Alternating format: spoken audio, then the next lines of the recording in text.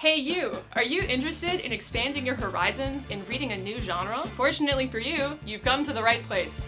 Yeah, I'm feeling tipsy. I'm on the move. We're getting frisky. We're in the groove. People are smiling.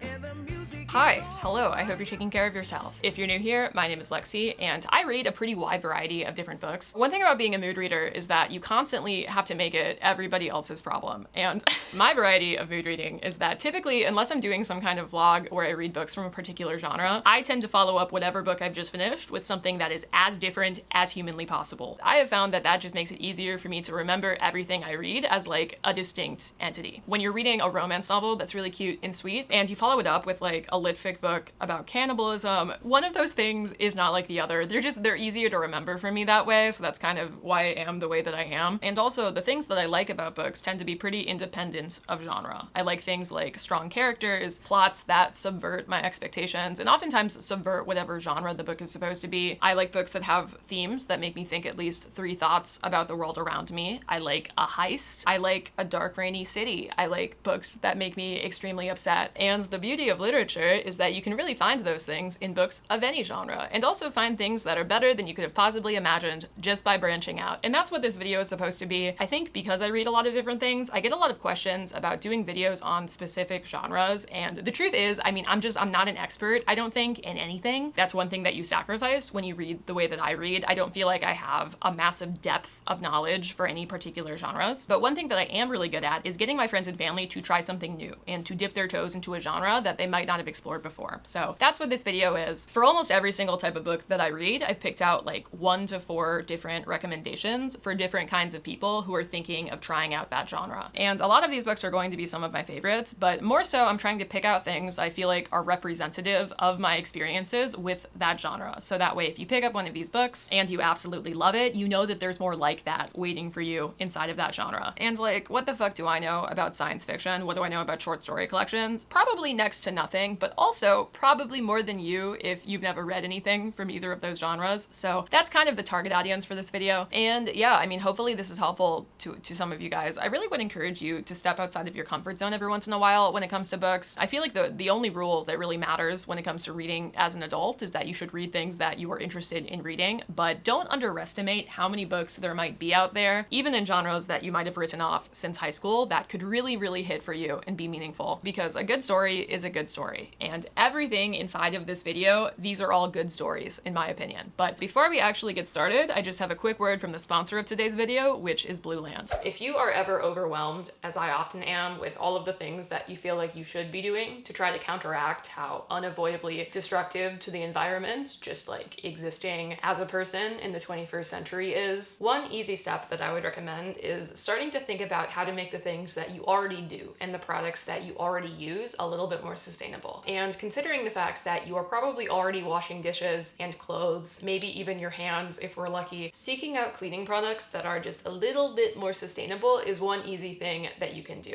And that is why I'm so excited to be partnering again with Blueland. I have worked with Blueland in the past, and I've been using their hand soaps and their dishwashing tablets ever since. The dishwashing tablets especially are super nice, and they're just as easy as pods. You put them in and you roll and it cleans your dishes. But this time I also had the opportunity to try their laundry and toilet tablets, and the laundry tablets are super easy. I got the unscented variety because I cannot stand it when my laundry smells like things other than just water and laundry. But you just drop them into the drum of your washing machine before you load anything in. You can do just 1 if you have a normal load, but you can also do 2 if things are getting weird and you have a lot of clothes, and you run it as normal and it cleans your clothes. The toilet tablets are also cool. You drop them in, you wait for them to fizz. I'm like speeding up this footage right now. They're bigger than you would expect, so honestly it's kind of surprising that they dissolve as quickly as you do. But once they stop, you then swipe at the bowl with whatever brush that you have, you flush, and then you're done. All of the Blueland products that I've tried have been pretty foolproof in this way, but all of these products are purposefully made to avoid as many harmful ingredients as possible. And they also arrive at your door without any single-use plastic in any component, including shipping. Like everything that they come with and in is completely recyclable. So if you're interested in checking them out, I would strongly recommend either clicking the link in my description or scanning this QR code that is right over here, and you can get your first purchase for 15% off. Thank you so much to Blueland for sponsoring this video. I really appreciate it. Let's get back to it. Okay, welcome back. I hope that you stayed safe out there during my ad. The first genre that we will be exploring together in this beginner's guide is fantasy. And fantasy is, by definition, an extremely large, imaginative, and diverse space. I feel like from an outside perspective, what you might think about when you think about fantasy is the quintessential, like, white dude bro, medieval Western Europe fantasy novels. And I don't mean to, like, slander any of those books at all. That's not the intention of me saying that. But I feel like Game of Thrones kind of created that vibe inside of the cultural consciousness as to what fantasy is. But the truth is, the genre has so many different things to offer, and that is only one portion. And in an effort to highlight a lot of the ways that fantasy as a genre can be really unique, all of these recommendations are from kind of different corners of the fantasy world. The first recommendation I have is for people who are interested in getting into fantasy by way of reading a lot of contemporary or literary fiction. I would recommend that you pick up Piranesi by Susanna Clarke. I also think that this book could be good for anybody who loves mysteries and suspense, although maybe not like the type of thriller where it's just a ton of crazy shit happening one after another. That is not the vibe of this book, but it does feel the entire time kind of like a puzzle box that you're taking apart. The premise of this, very briefly, this book follows a guy named Piranesi who lives inside of this gigantic, endless mansion. The mansion is magical, it has many secrets, it seems to be basically infinite, and Piranesi has dedicated basically his entire life to exploring and mapping out this mansion. And the overwhelming majority of the time, Piranesi is doing all of this alone, in solitude. But once or twice every week, this guy named The Other comes in, and they talk about their experiences, and Piranesi tries to help him with this thing that he's working on, but that's it. That's the only other person that Piranesi has ever seen inside of this house, until he ends up discovering evidence of some other mysterious person. The prose inside of this book is definitely quite literary, especially for a fantasy novel, where, like with any fantasy novel, you're kind of trying to, like, understand a lot of the various locations and names for things that Piranesi has. Fantasy typically requires you to kind of download a new vocabulary, and this book kind of does do that, but in a way where he's still using plain English, so it's still accessible, it's kind of dense. I love this book. I feel like it's one of the most unique, especially standalones, that I've read in the fantasy genre. And if in general you like books that, even though they're short, they're still rich with meaning, and they like beg you to really take your time with them, that's what this is. It's pretty experimental, it's beautifully descriptive, it's a really neat character study into what makes this guy tick, and the experience of unraveling the mystery at the center of this book is super satisfying. Okay, next up, if you're coming into fantasy by way of being a romance reader, I would recommend you one of two things. One of them with more of my full chest than the other one, but I'm going to give you both. The first book I would recommend is The Serpent and the Wings of Night. This is a standard issue TikTok romantasy, down to the fact that there are trials that they do. There's a competition that the main character, who is a feral, knife-wielding baddie, participates in across from a man who is kind of brooding and mysterious. It has a lot of those really big tropes that are popular right now. I don't think this book is perfect by any means, but if you're somebody who typically reads a lot of like really indulgent romances, but you've always found fantasy to be kind of intimidating, I just think that this is a great place to start, because the book does make effort to do world building and to do things like having political machinations that are happening in the background, different allegiances that the protagonists have to decide between. And I think that if you are a romance reader, you might be surprised by not only how easy it is to understand those parts of the story, but also by how much you might enjoy them. And that can then give you the willpower and the motivation to tackle some more complex worlds down the road. But I mean, not everything even has to be that complex. Mostly the purpose of this book on this list is to prove to you that fantasy can also be fun. It can be indulgent. It can be kind of silly. That's what this was for me, even with the flaws that I do feel like it had. But on the other hand, if you're a romance reader who wants to try something that has a little bit stronger fantasy elements and fantasy theming, but still retaining a strong romantic subplot at the center of the story, I would recommend One Dark Window. This to me represents a type of fantasy that reads a lot more similarly to like adult fairy tales. It's atmospheric, it's whimsical, it has a very classical trope at the center of it in terms of the main character has a darkness inside of her that is kind of possessing her. They have a really weird relationship where like technically he's a curse, but also he kind of protects her whenever she's in danger. And if anybody inside of her kingdom found out that she was harboring this dark shadow spirit, she would be like killed on sight. So in an effort to maintain this secret, she kind of gets blackmailed into helping this guy whose name is Raven with a Y. She goes on a quest with Raven with a Y to collect what is essentially just a deck of magical tarot cards that if they get all of them, they'll be able to save the kingdom, among other things. The book is mostly the quest that they're going on and their relationships with their family, with the kingdom, etc. There's a lot of fucking drama inside of everybody's backstory, but it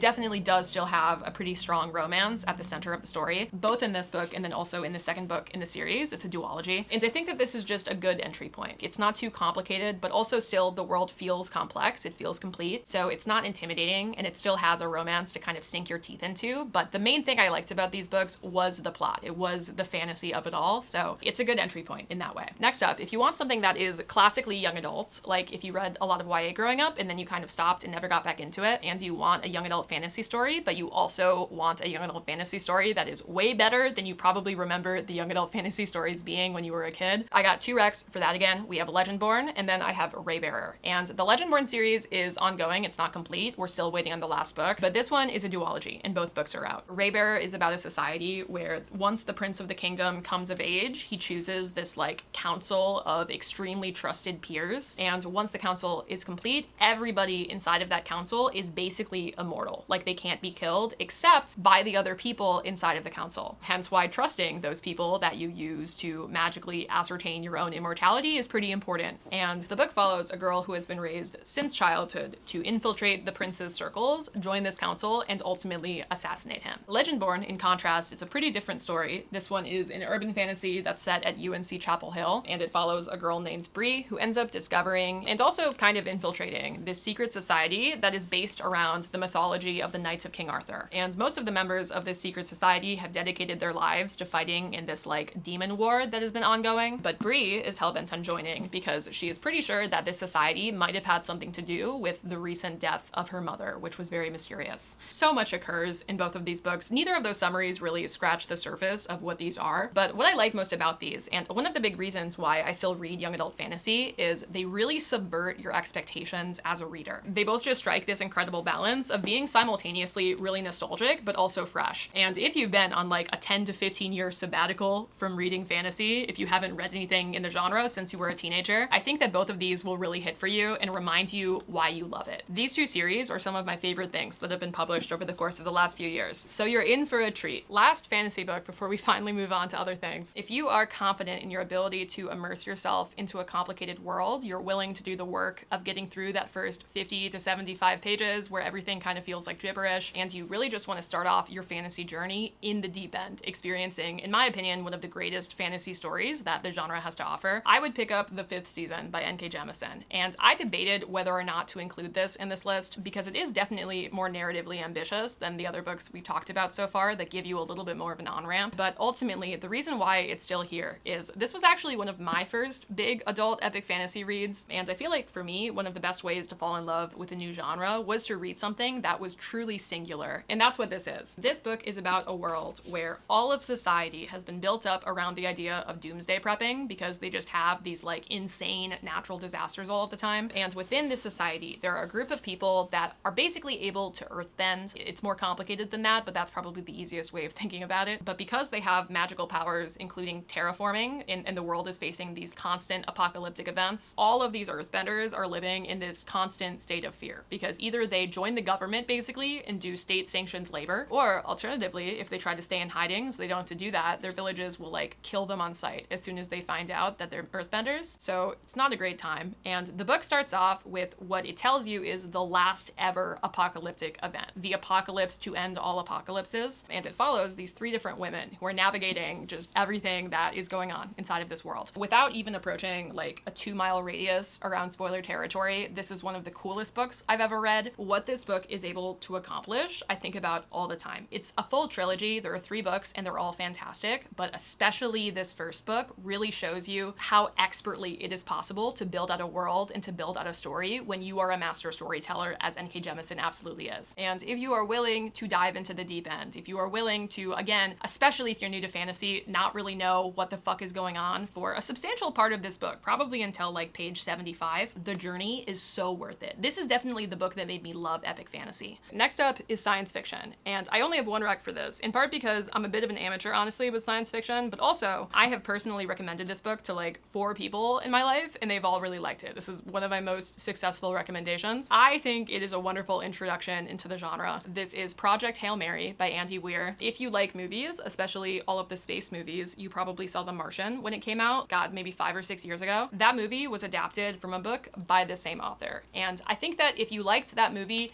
you will like this book, but I read that book, I watched that movie, and I love this book a lot more than either of those two things. So don't just strike it out if you didn't like The Martian. Project Hail Mary is about a guy who wakes up on a spaceship hundreds and hundreds of millions of whatever miles from home, and he quickly discovers that he is the only person on his mission that actually survived being in like cryostasis the entire time that he was traveling. He's the only guy who made it, which is already pretty unfortunate, but what is double unfortunate is that he wakes up with no memories of what the fuck the mission is actually even supposed to be. He doesn't even know who he is. It's full amnesia from the minute that he steps out of his cryo chamber, and the only thing that he can really figure out right away is that the mission that he's on is extremely important. It's like life or death for Earth, but he doesn't even know what the mission is, much less what he's supposed to be doing for it. And as he's trying to figure all of this out before he runs out of supplies, a bunch of interesting things happen from there, which I know doesn't give you a lot, but I really feel like this book is best enjoyed knowing as little about it as possible. I'm trying to think of like how to capture how this book makes you feel. If you like sports, if you like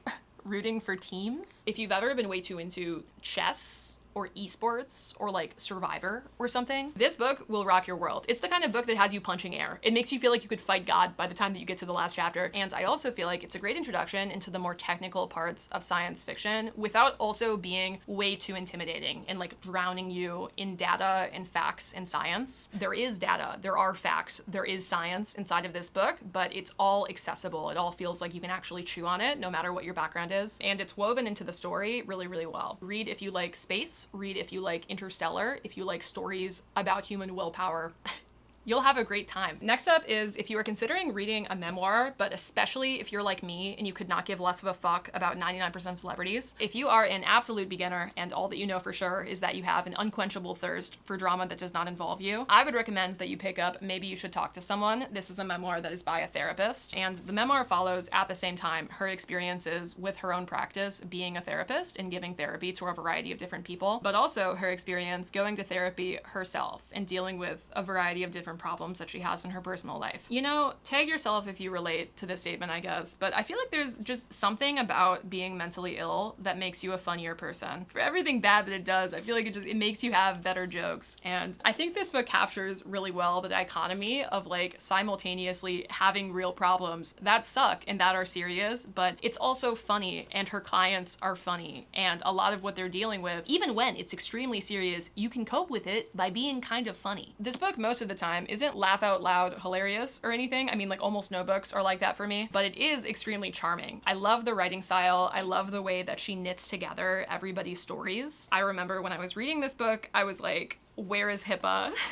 What's going on? But I mean, she definitely had to get permission from everybody who she even kind of covered inside of here, so you don't have to worry about that. But it's compulsively readable. It's a great book for nosy bitches. It's just like tea front to back about the lives of people who you'll never meet. But it also really sneaks up on you with how meaningful it ends up being by the end. Just the way that the author brings everything together with her own experiences as well. It's the kind of book that makes you want to go to therapy and talk about your problems with people, which I would say is a pretty good thing for most people to want to do. It's a pretty good result to come from a book, so would recommend. Next up, this is not a beginner pick, but if you're coming into reading a memoir from reading a lot of experimental fiction, whether that's literary fiction or horror or something else, if you're like really into art house scary movies, I would strongly recommend you try In the Dream House. This is one of my favorite books of all time, actually. It's so good, it's so good, it's so good, it's so good. This is about a woman who finds herself in an abusive relationship, and the book is broken up into these like extremely short chapters that are explorations, not chronologically, of her story through the lens of a bunch of different horror tropes and horror trends. And it's basically a whole 250-page book of flash fiction about her experiences. Sometimes, depending on the chapter, it can bridge into being a little bit closer to cultural criticism, but the entire book is just a reckoning of what abuse can do to a person,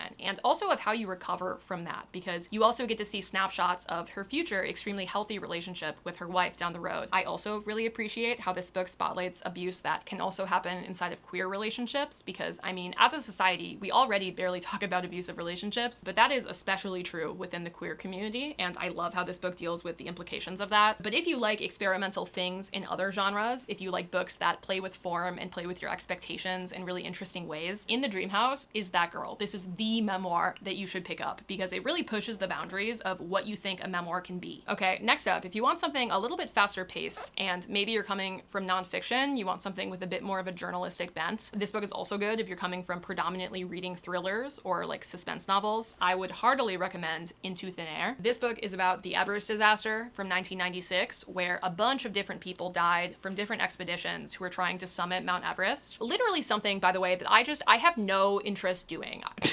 I don't think we were meant to go up that high. It's none of my business what's up there, but a bunch of people tried to go see the sights, and a combination of extremely bad weather and also incompetence from the people who were leading the expedition, and also just like random sincere tragedy. All of that led to just an absolute freak show where even the people who did not die were just like traumatized for the rest of their lives, or like they lost arms or fingers or something to frostbite. And unfortunately for him, but also fortunately for us as consumers, John Krakauer, who was mostly just a journalist at the time. I feel like this was way before his novels were as big as they are now. He was on one of these expeditions. He was doing it for like Outside magazine, so he just happened to be there when all of this insane shit was happening. So it's a firsthand account from his perspective of that entire experience. But also, in addition to that, because he's a journalist, the book digs into the backgrounds of everybody else who was on those expeditions in an effort to find out why this happened, how everything could have possibly gone so wrong. So it ends up kind of reading as this like hybrid of journalistic nonfiction, memoir, suspense, thriller. You put all of that shit in a blender and also add in a real thing that is like really sad that happened. Boom, you get Into Thin Air. Great book. If you've ever wanted to do something like this, I can promise you that you will not want to anymore after you finish it. The final memoir I will be recommending to you is if you do have any interest at all in celebrities, but also just to anybody who wants to read a little bit more of a typical memoir, like this is what I was like as a kid, this is how these experiences impacted me growing up, now I'm a teenager, oh boy, now I'm an adult and I'm dealing with like the weight of all of the consequences of every decision that everybody in my life has ever made. I would pick up Born a Crime by Trevor Noah. Trevor Noah grew up in South Africa during like the last days of apartheid, and the memoir in general, even though it does have kind of an anecdotal vibe to it, it's a bunch of snapshots from his childhood, his teenage years, his young adulthood. It still feels a little bit more than the other things I've recommended to you so far, like a typical, this is the story of my life, as opposed to what I've been talking about, where those are books that are about discrete events. This book is also pretty funny sometimes. It's pretty good at dealing with that full spectrum of human emotion, because Trevor Noah went through a lot of shit in his childhood. Like there are some serious things that he explores in this book, but the tone of the book just brackets all of those events with such a good sense of humor and just like an irreverence in the way that he sees the world. I also like this book because unless he has the most competent ghostwriter the world has ever seen, it really feels like you can tell that he wrote it, which is not the case for every celebrity memoir. And yeah, I mean, there are a couple of other good ones that I'll throw on screen that also get my celebrity memoir stamp of approval, but I think that long term, this has been my favorite. Okay, next up we have contemporary and literary fiction. And for those of you who might not know what the difference between those two genres is, let me tell you, or at least let me give you like my understanding and how I use these terms. They are usually shelved together under fiction or general fiction at the bookstore. In both cases, you're going to have stories that are largely happening during the present day, but where contemporary fiction books are going to be faster paced,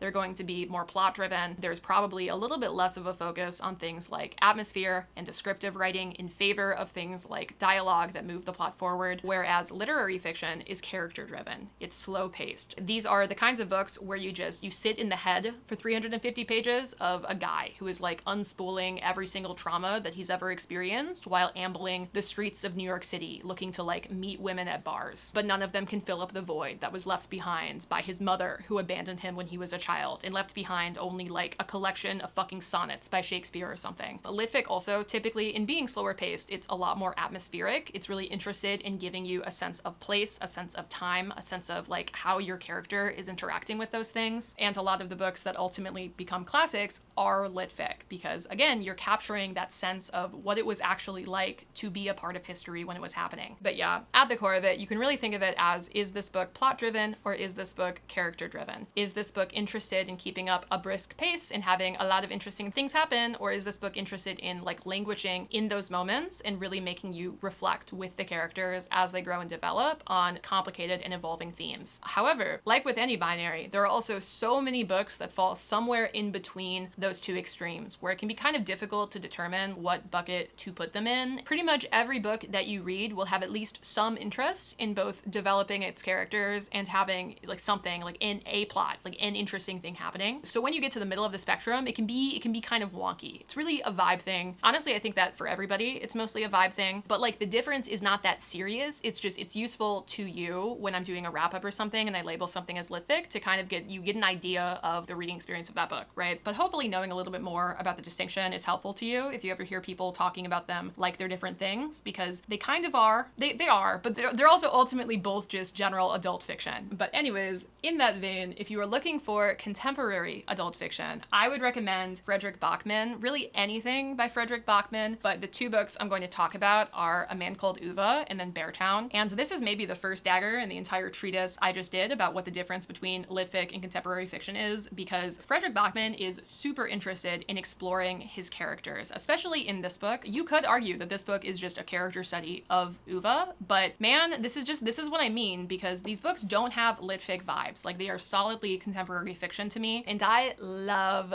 these two books. I think they're both fantastic. Frederick is Swedish, so all of his books are in translation, and they also all happen in Sweden. A Man Called Uva is about a really grumpy old man who kind of like hates himself and his life and also everybody around him all of the time, but his whole routine and existence kind of gets shaken up when a new family arrives and moves in across the street from him. And Beartown, meanwhile, has a much larger cast, and it follows a bunch of different residents inside of this town where really the only thing to do is either play hockey in high school or like watch those high schoolers play hockey. And so the entire town revolves around the performance of the high school hockey team, and Beartown's team has been really fucking bad for a really long time until finally this season it seems like they might have a real chance to go pretty far into nationals. But then something really bad happens and it divides the entire town. And the book kind of explores how well you really know the people who are around you, how well you know your neighbors, the power of a community both to like heal and also to harm, and just really what makes a good person. Like, those are the questions that Frederick Bachman is interested in investigating, both in this book and also really in all of his books. He has a very didactic writing style that you will either absolutely love or absolutely fucking hate, where it could maybe be patronizing if you're the wrong kind of reader for his books, because this man loves amusing. He loves a wisdom that he shares with you through some kind of like beautiful sentence that even in its simplicity astounds you with how true to life it actually is. And I just love his books. I feel like he's a great entry point if you want to start reading adult contemporary fiction, but you like are scared it's going to be boring or something. These are not boring, and they will also make you reflect on the human condition in the way that all of the best fiction novels do. Next up for litfic, if you are an absolute beginner, and also if you didn't like the classics that you read in high school, but you're willing to try something in that style again now that you're an adult, now that you might be like a little bit more patient, I would start with Writers and Lovers by Lily King. This is not my favorite litfic book that I've ever read. Honestly, it might not even be in my top 5, even though I did like it, but it is at the perfect intersection of both being incredibly accessible, even for people who haven't read litfic before, and also still being, I think, pretty demonstrative of the types of books that you will often see within the genre, which honestly, similar to fantasy, obviously there's like such a wealth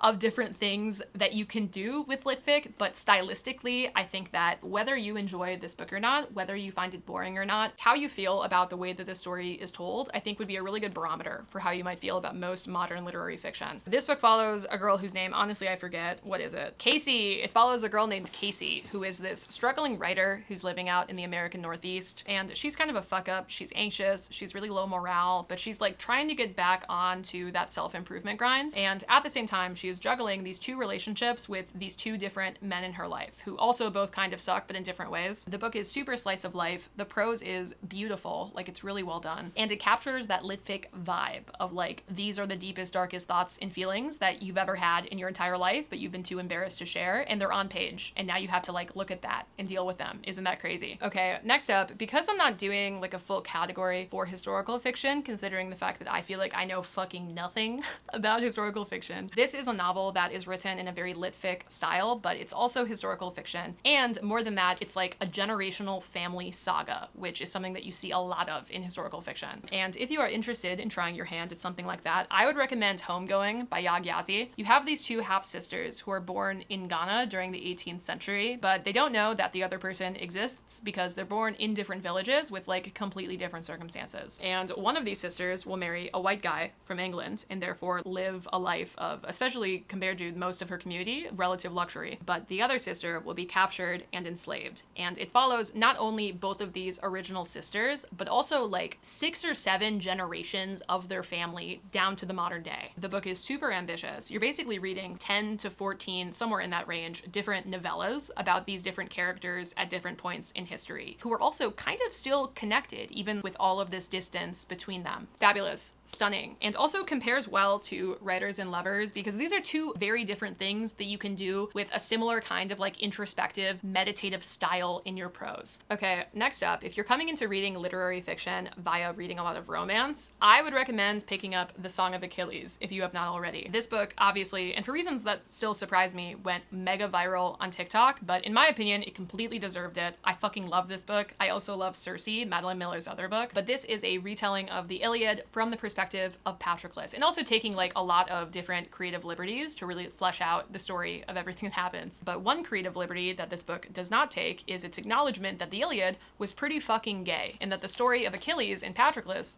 was kind of fruity. It was a little bit fruity. You will never hear anybody describe this book as a romance novel, and if you did, like, I would look at you funny, because it's not, but it is at its core very, very much a love story. The pace of this book is slow. Once again, it's a character study, both of Patroclus but also of Achilles. The writing in this book is absolutely fucking gorgeous. Like, it's prose that you could swim in. And if you are a romance reader, if you just really, really need a strong central love story to justify trying out a new genre, this is it for you. This is one of my favorite love stories in literature, like point blank period. Okay, I'm gonna try to speed up because I would like to finish this video before the sun sets and I have to move, and I've been rambling for way longer than I anticipated rambling for. Story of my life. But if you are interested in getting into essay collections, I love essay collections. I feel like it feeds the part of my personality that wishes I read a lot more feature-length news articles, because a lot of the time, unless it's a more personal essay collection, those definitely exist too. That's kind of what they are. They're like 6 to 12 different feature-length articles by an author exploring a variety of different cultural or social phenomena. I really like essay collections because it makes reading, especially nonfiction, a lot easier to fit into your life when you're really only committing to one 15 to 30 page story at a time. And if you are interested in picking one up, I have one recommendation for you. It is the Anthropocene Reviewed by John Green. John Green was a very important part of my formative years on this planet. I was a big Crash Course girly. I read like every single book that he had released up until maybe I was 16 or so. And especially given the fact that I feel like a lot of his young adult novels have not exactly aged perfectly well, I can definitively say that this book is my favorite thing that he has ever put into this world, even accounting for nostalgia. The gimmick of this collection is that John Green takes a bunch of random bullshit like Velociraptors and Academic Decathlon, the Indianapolis 500, and Monopoly, and he is writing essays that are kind of about that thing. Some of them are more about that thing than others, but he connects it in some way to the human condition, into like the beauty and tragedy of being alive on this planet, and then at the end of the essay, he gives it a rating between 1 and 5 stars. I love this collection. To me, it's just a reminder of all of those little things that you have in your life that make it worthwhile to continue ambling forward even when you're confused and things are bad, which is very John Green of him to make the theme of his book. And I think it's a good starting point because a lot of it is personal, it's poignant, it's almost like memoir style pieces, but you do still have pieces that have more of a research basis, that have a little bit more cultural criticism going on inside of them as well. Okay, next up, in the vein of short, bite-sized, easy to fit into your life, if you would like to start reading a short story collection but you have no idea where to start and you want something that is mostly straightforward but also still high quality, I would pick up anything by Danielle Evans. And I say anything, but I'm pretty sure she just has these 2 books of short stories. Those of you who are like absolute OGs, I think the only other time I've talked about this book on my channel was the first video I ever made, but this is The Office of Historical Corrections. This is, to this day, one of my favorite books of all time, but it's also kind of hard to recommend sometimes because it's a short story collection. There's no singular cohesive narrative. It's a book full of cohesive and interesting narratives, but I also liked her first collection, Before You Suffocate Your Own Full Self. This is also good. Danielle Evans writes stories that are at the intersection of race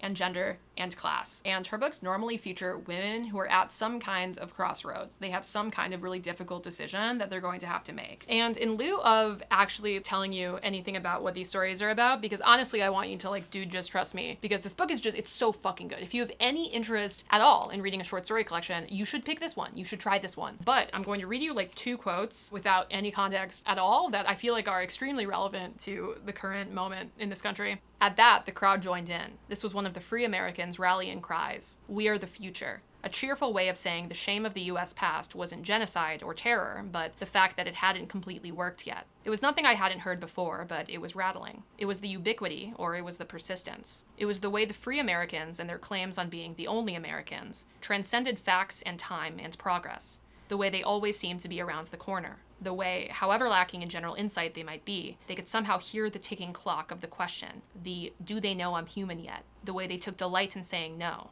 the way they took for granted that it would always be their question to answer. And this one is less political, but I think it's still really good. All of her adult life, people have asked Rena why she goes to such dangerous places, and she has always wanted to ask them where the safe place is. The danger is in chemicals and airports and refugee camps and war zones and regions known for sex tourism. The danger also sometimes took their trash out for them. The danger came over for movie night and brought them a popcorn maker for Christmas. The danger hugged her mother and shook her father's hand. You should check this book out. It's really good. The other rec I will give you, I didn't even pull because I lost this book when I was moving and I'm still bitter about it. The other rec I will give you, if you've never read short stories before, but you want something that's like a little bit more experimental, if you're coming from a love of horror or a love of literary fiction, it's the same author as In the Dream House from earlier. So everything that I said during that section about the kind of person who would like that book, same exact thing. If you're that person, you will probably also like her short story collection, Her Body and Other Parties. Super experimental. There's a story in there that's just, I think it's every single episode of Law and Order SVU. Every title of an episode is a different paragraph inside of the story. And the story kind of a little bit is inspired by Law and Order SVU, but also has completely different chronology. But the whole collection is great. Like whether you like or you hate the pieces, you will want to talk about them. You will want to discuss them with people in your life, which again is one of the marks of worthwhile fiction. So strongly recommend that one as well. But moving on, power round. We're going to try to get through these last two categories. First, we're going to do thriller. If you are an absolute beginner, if you've never read a thriller novel before, I would pick up First Lie Wins. I know that the reviews of this low-key have been a little bit polarizing since I read it, which surprises me, but I thought that this was really good. It's about a con woman who just lives under a series of fake identities, and she is living long-term as like the girlfriend of her current target when they go to a party together, and she meets another woman who, it turns out, is living under her actual identity, like the con woman's original personal story, her personal history. That's the person that she meets. She meets herself, like a pretend version of herself, obviously kind of freaky, and she ends up going on this like wild goose chase to discover what the fuck is going on. If you're a beginner, this book is good because it has the breakneck, fast pacing, and also kind of unrealistic twists and turns that you will see in a lot of thrillers in the genre. The lack of realism can sometimes bother me in other books, but in this one, I honestly just thought it was fun. It's just a romp. It's a good time. But if you were coming into reading thrillers from a more literary background, if you mostly read classics, lit fic, even contemporary fiction, I would pick up In My Dreams I Hold a Knife. This book is about a college reunion where these 6 friends who haven't seen each other for a decade meet up, and the reason that they haven't seen each other since then is because one of their friends was murdered, like the 7th person in the friend group, slain, and the circumstances of that were suspicious. I think like one of them even went to jail for it, or at least went through the court system. Honestly, I don't 100% remember, but the reason why lit fic enjoyers will enjoy this book is because this book is like reading the diary of the worst person that you have ever met in your entire life, bar none. It's pretty slow among thrillers. The suspense is really just figuring things out and seeing how awful these people can be to each other. Dare I say, a little bit, it reminds me of The Secret History, if instead of being extremely pretentious and literary, The Secret History was a true genre thriller. And to be clear, if it was a true genre thriller, it would no longer be The Secret History. So like they're not actually that similar as books, but I don't know, man. I feel like you gotta catch the vibe. I feel like there's something there. If you really enjoy an unlikable character, an unreliable set of narrators, I think that this book might work for you. Okay, next up, young adult thrillers. If you're looking for things that are a little bit less gory than you will find in an adult thriller, and also that are usually a little bit more of a true mystery, the first one I would recommend if you're into Criminal Minds or true crime or anything just in that general vein, I would recommend you None Shall Sleep. This is a book that from page 1 requires you to suspend your disbelief, but if you can do that, it's a pretty fun time. It follows a girl in the 1980s who is the sole survivor of a serial killer who has since been incarcerated, and the FBI knocks on her door and they're like, hey, what if you joined a program because you're like battle hardened and you were the sole survivor of a serial killer? What if you like joined this program where you interrogated serial killers? Because that's totally a thing that would happen. And specifically to make this slightly less insane, it's still insane, but she's interviewing other teenagers, like they're juvenile serial killers. I guess the idea with this is that they'll be more honest if it's a person their age. That is the idea that the FBI in this world are working with. But this book is kind of a mix between Mindhunter and then also Silence of the Lambs, because the killer that Emma ends up spending the most time interviewing is this other teenager whose name is Simon. And he is like a hyper competent serial killer, psychopath, really charming though. And she's basically using him to consult on these ongoing cold cases, which include this copycat that he has that looks a lot like the murders that he committed. She's talking with him about that in the interest of figuring out who that person is so they can then arrest them. Would recommend if you're looking for something that is fun, kind of like Criminal Minds, Silence of the Lambs, slasher movie vibes, but also teeny boppy. If you want something that is a little bit more fucked up, I didn't pull it because to me, it's not exactly a beginner thriller, but I don't know, man. If you want to start off, like, again, off the deep end, pick up Pretty Girls by Karen Slaughter. But, like, don't blame me for the fact that you decided to go fucking drown in the ocean instead of starting on the shore. That book is fucked up. That book is extremely intense. Also, on the young adult side, if you want to start off with thrillers that are thematically still really intense, you can also find those there, even though there's overall less gore. That does not mean there's overall less trauma and crime. Sadie is really, really good and has kind of like a podcasty thing going on inside of it. And then also Firekeeper's Daughter is one of my favorite young adult thrillers. Both quite serious business in terms of trigger warnings, but both also really, really good. And again, like demonstrative of why I still think there's a lot of value to be found reading YA. But yeah, those were your more intense recommendations if you want to start with something that is a little bit less just kind of stupid fun. Okay, last category, and also the only category that I actually have made a separate video for. I do have a romance genre video. So because of that, I think I actually talked about 4 out of these 5 books in that video. So you know what? I'm actually, dare I say, not going to synopsize any of these because I already have pretty recently on this channel. And also because honestly, I want you guys to like, dude, just trust me. I'm going to tell you who I think needs these books and also who I think you will become if you read them and you have your like third eye opens to the world of romance. Okay? Sound good? Great. If you are coming into romance by way of lit fic or contemporary adult fiction, I would recommend to you Emily Henry, especially book lovers, or I also think that you might end up really liking Beach Read. Those are the 2 that I feel you're most likely to resonate with. Emily Henry books in general always have a strong B plot. They always have a fairly strong supporting cast. They're interested in the characters as people, even apart from their relationship, but they are still like quintessential romance novels. If that is too normal for you and you would like something with like 3% more whimsy,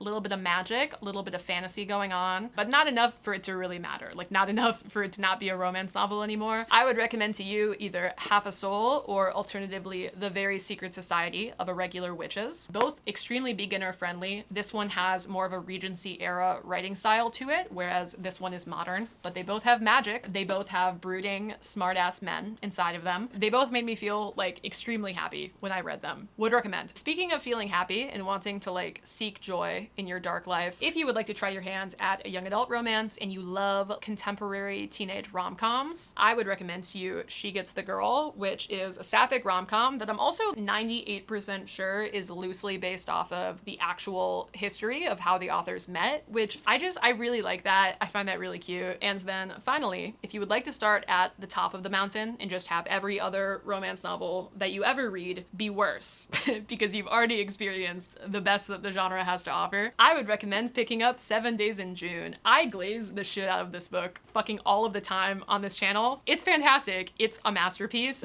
It's one of the only books, almost never do I feel this way, but I was just talking about this with Eden. This is one of the only books where if somebody doesn't like it, I seriously doubt that we have the same taste in romance. That is how much I fuck with this book. I will not entertain a single mote of 7 Days in June slander. But if you want more information on my feelings on the romance genre in general, or on those books, or on probably 10 others that I also recommend, you can check out that video. I go a lot more in depth there, but I still wanted to briefly talk about my recs in this video as well, just so that way we really cover all of the necessary ground here. But the ground has been covered.